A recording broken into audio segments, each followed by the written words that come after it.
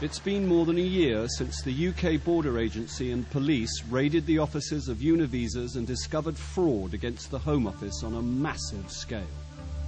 Company boss Jatinder Sharma has already pleaded guilty. Well, Alice, one of the many striking things about this case is the arrogance of the man who ran the scam. He was so confident he could get you into this country illegally. He offered clients a no-win, no-fee option. Today, after a 4-week trial, the jury is expected to deliver their verdict on Sharma's wives, Neelam and Raki. Raki, she's offered a number of defences. You know, if one fails, we'll try the other. If that fails, we'll try the other. First of all, I didn't know anything about anything. But then, if I did know, or if the jury believe I did know about it, then I'm going to offer a defence of marital coercion. Neelam's defence is just, at the time, I wasn't aware of any wrongdoing. If it happened, and she has kind of accepted it did happen, then it's down to Raki and Jatinder. It's for the jury to decide if they're telling the truth. By gambling on a trial, the women risk receiving tougher sentences if found guilty. It takes 4 days of deliberation before the jury reaches a majority decision. We've had a brilliant result today. We've now had all verdicts returned on Raki and Neelam. Neelam was convicted on the money laundering charge.